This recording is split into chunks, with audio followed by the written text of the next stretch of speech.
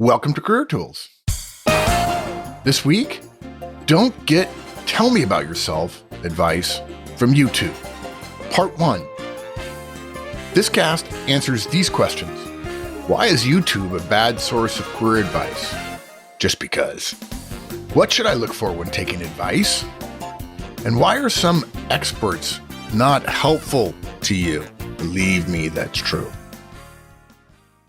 Folks, we revamped the agendas for our Client Effective Manager conferences, and we are now able to deliver most of the Trinity in 3 parts. Our client business has always been one-on-ones, feedback, and delegation. We have left out coaching in the interest of in supporting clients' desires, since coach doesn't happen for about 8 months in the timeline rollout. And we figured out a way to get all that done, all 3 of those things done, and include rolling out the Trinity. So if one of your concerns was scheduling 4 sessions, we're now down to 3 sessions for client virtual EMC events. We hope you'll reach out to Maggie at manager-tools.com and talk to us about how we can help your managers become better at what they do. So, Wendy, I asked to be on this cast after I did some research and suggested you write it. And then after you wrote it, I liked it so much. I said, oh, please, please, please, can I record it with you? And you granted me my wish. Everybody knows they're in for a treat because you only come for the fun ones. Yeah. So tell me about yourself is the first big interview question you get when you're interviewed. It is a watershed moment. Either you do it well or you don't do it well. Can you recover from a bad tell me about yourself? Yes, but it's hard. It's really hard. It is the most important first question. All the other stuff before it is just fluff. And it's the one you should get right, because one, you know it's coming, 100% it's going to come, and it's about yourself. Yeah. So obviously, you know it's coming. Everybody knows it's coming. So for that reason, you have to have prepared for it. And so some of you may be thinking, well, why don't, there's all this knowledge out there on the web. Let me just go to YouTube and try to see, maybe there's somebody who's got an answer to the question. And we discovered there are a lot of people that have an answer to this question. And they are bad. They are really bad. And what's worse, I would argue, they're misleading you. They're borderline unethical. And in this cast, we're going to tell you why and what to look out for, generally, when you're looking for career advice. Wendy, what's our outline? So we're going to talk about indicators of bad advice. So you can just skip the rest. If you only want the bottom line up front, we're going to do that first. YouTubers don't want to help you. They don't need expertise to be on YouTube. They're not talking to you, and don't follow it worked for me advice. So we're going to start with indicators of bad advice. Yeah. So go ahead. I mean, let's do the high D thing. You and I are both high Ds, and just tell them. Okay. So if the answer that this person tells you is that tell me about yourself should be less than a minute or an elevator speech. Or even a minute. Even a minute, yeah. If a minute is the standard or less, yes. Yeah, that's bad advice. That's someone who doesn't understand the purpose or the history of tell me about yourself. We're just trying to save you time here, guys. If you hear that, if they say, oh, it's just an elevator, it's like an elevator speech, they don't know what they're talking about. It's not an elevator speech. If they say it's not about your personal life, then they don't understand that early experience is all personal. And it's those choices that you made you end up where you are in your career. Yeah. When somebody asks you, tell me about yourself, say, what do you want to know? Then that's just rude and stupid. Yeah, and there are people who do this. There's no world in which you get to answer a question with a question in an interview. You just don't. And these people, who are these people? Well, we're going to learn. Yeah. Next one, if they say don't practice. Yeah, you want to be casual. You want to be natural. You don't want to sound. You want to be spontaneous. Too rehearsed. Yeah. They are just totally just saying, I'm going to make this. I'm going to make you like me so much while you totally lose out on all of your interviews. It's sick. It's like a drug dealer. You're going to like me, man. You're going to want to talk to me. I'll make you feel good. Your life will be a ruin, but man, you'll be feeling good on the way. Yeah. Yeah. Bad grammar or spelling, obviously. Dude. Yeah, dude. Okay.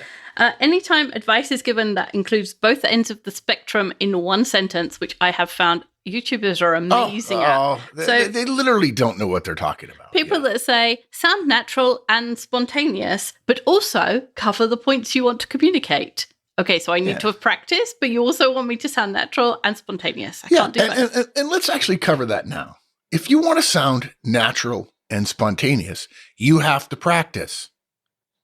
But you don't practice a speech that is like the lyrics to a song that you have to get right. You have key points that you're going to make and use different words every time. We talk about this in our interviewing series, which is part of our license now. If you want a license, if you don't have one, it's because it's our 15th anniversary year, the entire year. It's going to be the interviewing series, which is normally $150, is now included for free. This is in part due to COVID. Is in a $200 license. So you pay us $200 and you get another $150 product free, as well as the resume workbook, which is another $50 product, $60 product, I think. And there's more and more and more. The idea that you wouldn't practice, if someone tells you that on YouTube, they are pandering to you. They are telling you what you want to hear. And frankly, as we'll learn, they have no business being on YouTube other than the fact that anybody can go on YouTube. As the saying goes, I someday soon I'm going to say this and somebody's going to look it up and have a good laugh. But on the internet, nobody knows you're a dog. Indeed. Yeah. Oh. And the last one is any suggestion that you can control the conversation. Oh my gosh. It's rude to do it and you can't do it. Yeah. I mean, guys, if you tried to do that with me, and you might say, well, Mark's a curmudgeon, a curmudgeon who's done like 10,000 or 15,000 interviews in his life, more than anyone I know. It was my job to interview people every day, all day. That was my job. And if somebody persisted in the point of view that they would get to control the conversation, actually, Mark, I'd like to talk a little bit more about this, or, that's not really what I came here to talk about. Or, hey, actually, I'd like to, if I can, I'd like to put a different spin on that. Or would you like to know more about X or Y? And whenever I get that, I'm like, you choose. And then they make a bad choice, of course. But I would, after 2 or 3 questions like that, I'd say, you know what, this isn't working out.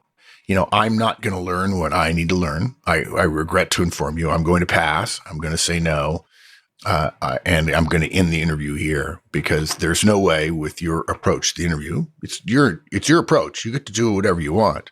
But if you're hoping to be effective in this interview with me, you haven't been. And unfortunately, 15 minutes have gone by now. And even if we were back to the normal way, in which I get to ask you questions for a little while, and then you get to ask me some questions, I wouldn't be able to gather enough information to get you across the finish line to consider to go to the next step. So I wish you well. Thank you very much. And I'd be standing up and walking toward the door if I was in a hotel room, and I'd be opening the door and ushering them out. I guess people don't know that when 2 recruiters get together, all they do is talk about candidates and the silly things that they do. Yeah, as that person, I probably wouldn't show them out because I'm not big enough to show people out. But they would be on my story bank of, you can't believe what this candidate just did to me. Yeah. Yeah, that's a classic. And it's, the fact that you did the research and went out and looked at all these videos after I saw a couple of them and was just astounded. Shouldn't have been, right?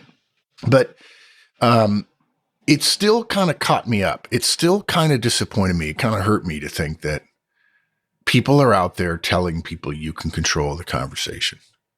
It's just... It's mean. I mean, it's malfeasance. Yeah. It really is. It really is. It's you. I'll tell you what, they look down their noses at you folks. They're laughing at you because they know they are not an expert and they're telling you exactly what to do. And they look good. And boy, the videos are pretty. They are. Yeah. Anyway. Okay. So that's the high level stuff. If they tell you a minute, if they tell you elevator speech, if they say it's not about your personal life, about tell me about yourself, if they say you can ask questions like, what do you want to know about, or control the conversation, if they recommend two pieces of advice that are opposite in the same sentence, or if they have bad grammar or spelling, or if they say to you, don't practice, these people are charlatans. You should put a comment on their webpage saying that there's no professional interviewer that would tolerate any of this. Folks, something we don't talk about very often here at Manager Tools is the fact that we have video versions of our conferences as well. Right now, the world is pretty virtual, and so people are very comfortable getting trained on Zoom, however you feel about Zoom. But oftentimes when folks ask us, gee, I'd kind of like a discount for this and that, we say, we have a whole range of products designed to appeal to almost everybody at virtually every price point. First of all, the podcasts are free. And you can implement any of our guidance on your own by listening to the podcast and taking some notes. And we do that so that any manager in the world could benefit from our guidance at no charge. And then if you want to spend a little bit more money, you can get a video version of our conference, set up with quizzes and broken down into small parts and so on. That's been available for years. And then you can go virtual, or you can go in person, or you could obviously come to a client event if your company hires us. But just don't forget, if public virtual conferences won't work for you, that's okay. We also have a video conference, and you can start learning now. Or, of course, you can simply follow the Rolling Out the Trinity and Manager Tools Basic Cast and probably give you enough information to be able to roll it out on your own. So that's point one. The high Ds are very satisfied now. Yes. Good. Yeah. So now we'll satisfy everybody else and give you both the thing about YouTube, but also some wider, deeper information about where to get advice and the ways to think about advice and whether or not it might actually be helping you. Right. Good. So the first thing is that YouTubers don't actually want to help you. Yeah.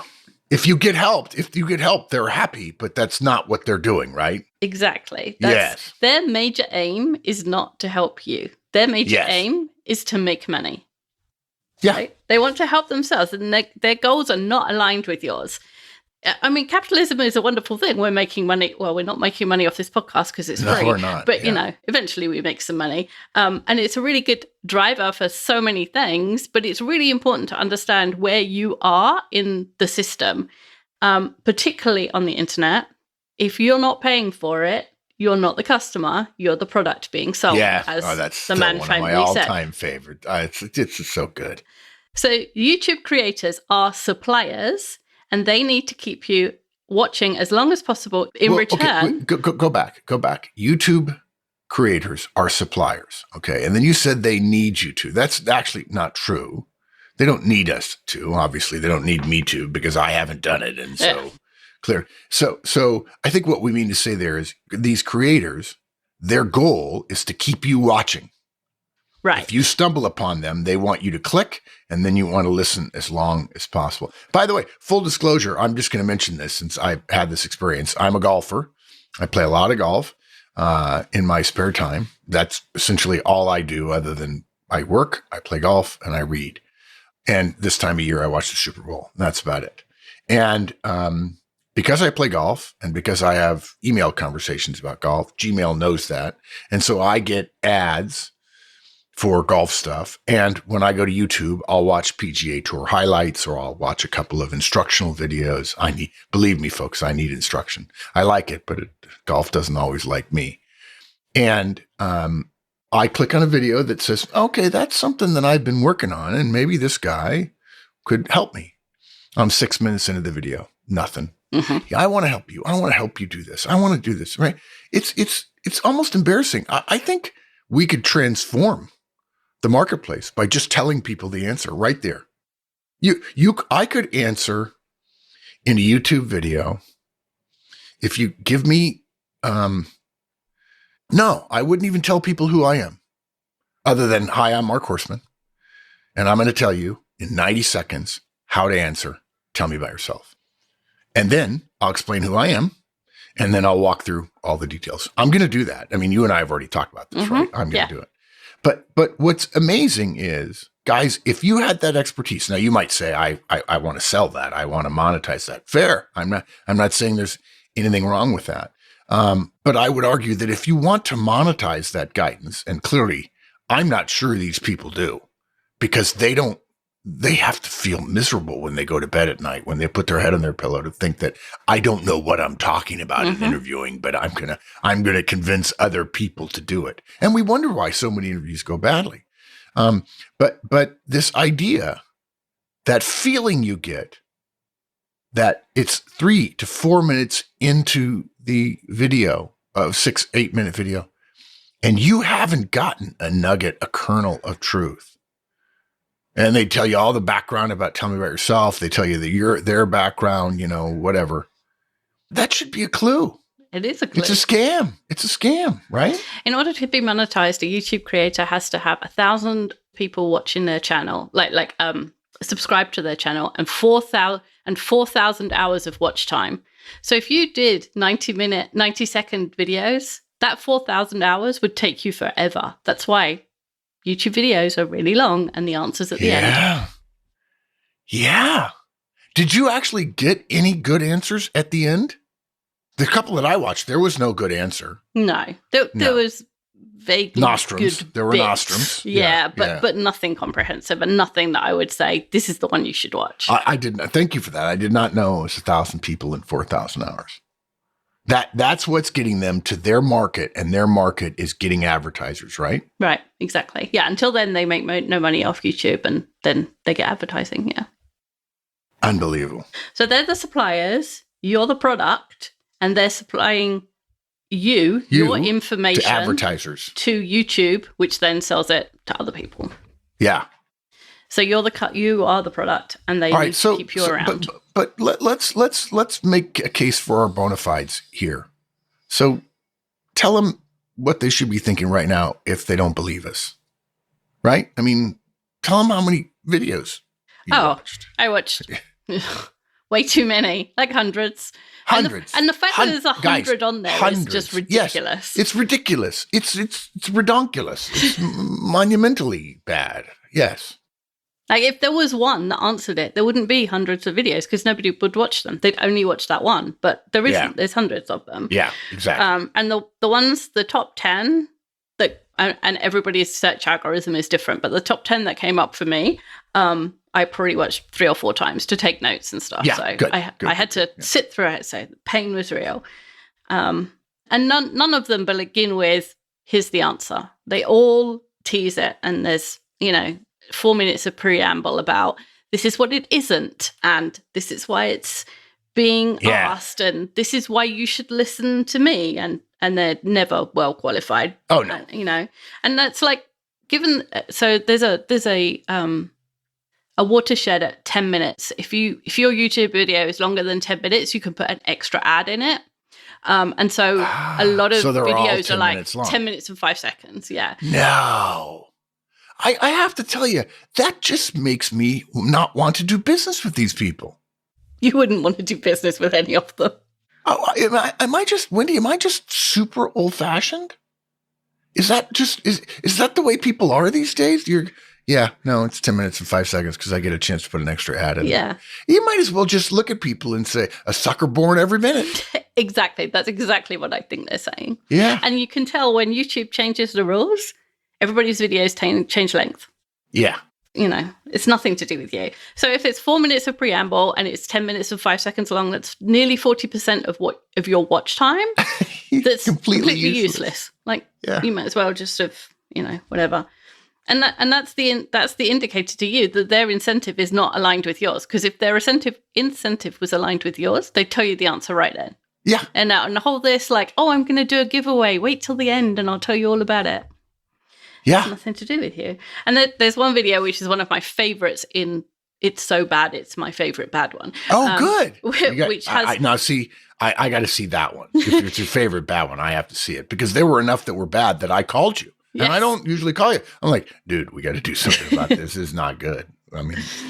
So it has 5.5 million views. Oh, my gosh. Yeah. And the first minute is somebody answering tell me about yourself badly, which is really entertaining and keeps you watching, but tells you nothing apart from what not to do. There's no help. Yeah, well, I have to admit it's creative, right? It's and I suppose produced. they all are. Well, the ones I saw 4 or 5, and they were very nicely done. But it occurs to me that hypothetically, that actor doing it poorly might help somebody because they would recognize something that they did and go, okay, now I'm knowing that that's bad. Yeah. Although, did it come across that they were making fun of bad answers? Not until you were a minute in. If you only watched the first 45 seconds and went, oh, that's what I do, I'm fine. Oh, you didn't realize. No, that's all wrong. Yeah. Yeah. Wow. It's just a scam. I hate to say it. I'm sure that makes me curmudgeon again, guys. But you know what? I don't care. As I say often, I'll console myself with being right. And so in a wider sense, knowing what's being incentivized in a system allows you to understand the motivations of the people in the system and then weigh their advice accordingly. Exactly. Yes. The vegetable seller who puts all of his good vegetables at the front to entice people. And then gives you the ones from the back. Yeah. And so on YouTube, what's rewarded is ad views and view time. And the longer the video keeps you watching, the more ads they can show you and the more they'll earn. And that's why they often have this teaser at the beginning of like, I'm going to do a giveaway or I'm going to tell you this and not till the end. And you've listened to all of the rest of it. And it's that's the goal. The goal is to keep you Their goal watching. Is not to help you. Yeah. Right? Exactly. Right. Yeah. And that, you know what, guys? That essentially what it is what we've talked about before. It's a 3-party economic system, but you don't know that. They want to get paid by somebody else. And so they're going to do to you what they need to do to you. They're doing it to you in order to get what they want from somebody else. That's the problem with 3-party economic systems. If there were a bank of stalls in the bazaar and one of them was providing the actual answer immediately and didn't make you wait for 10 minutes, there'd be a long line there and no lines at the other places. But that's not how YouTube works because, of course, you can't see all the videos. When you're standing at one stall, you can't see all the other videos all at the same time and so on. Wendy, we have to. Wendy, you've got a new responsibility, which is to put this together so that I can sit in front of a camera somewhere and say, "Hey, guys, I'm going to tell you the answer." Which we have a podcast for. We have a podcast for it. Yeah, it's an interviewing series, right? Mm-hmm. Yes. Yeah. Tell me about yourself. And do we also have an example? I think we have an example. We have some. Yeah, there's example videos as well. Yeah. Mm-hmm. Okay. Good. Yeah. And of course, YouTube makes this worse because it skews the videos that you see. So if it knows that you want to watch Tell Me About Yourself, it shows you videos based on the view time or the number of views that video has already had. And that kind of makes sense because if you're trying to do this algorithmically, you can make an assumption that the videos that get watched the most are the ones that are most useful, right? That's kind of how search works. Yeah, you can make that assumption. It's an invalid assumption because of the nature of the model in the marketplace, but exactly. I mean, because it's not useful. No. It's useful to the creator, but it's not useful to me. Yeah, and I'm not sure how else they could do it, but that's how they do it. And then so there's an assumption if lots of people watch it, then it must be useful. Therefore, we'll show it to more people. Therefore, more people watch it. Therefore, the view time goes up. And so there's this self-perpetuating system where there's no requirement for quality, but it will get more and more views. And the gap between the ones that have been viewed a lot and the ones that haven't been viewed very much grows. And so less and less attention goes to the ones that haven't been viewed a lot. And they might be the quality ones, but you can't tell. Yeah, I would also say, I meant to say earlier, if you're wondering why people do that, why people do this, I would say it's 2-part. They want to make money and they want to exploit your fear. They chose Tell Me About Yourself because they know people have to go through interviewing and they know that people don't know how to be interviewed and they know there's a common sense of fear around being interviewed. And they're exploiting your fear. I wouldn't want to meet one. No, and so, I mean, that algorithm, the way that works with the whole skewing what you see, that's the same for any search, any website. That's what happens on Amazon. Of course. The most popular product gets shown to more people, therefore more people buy it, so on. And so There's no guarantee that the top They're viewed not the videos best. are the best. No, Exactly. because you can almost say by definition they're not, because they are attempting to get the thing that makes it the best, and that thing is not related to customer satisfaction. Exactly. Yeah. And the top videos in Tell Me About Yourself have 15 million views, and they're terrible. They're terrible, dudes. Terrible. Okay. All right. We'll put one up there. All right. So I think we crushed that. Okay. I'm really excited to be here. I just got to tell you, I don't get to do this very often. That's it for part 1. Join us next week, and we'll finish up with a really fun cast that'll tell you how crazy stupid the internet normally is.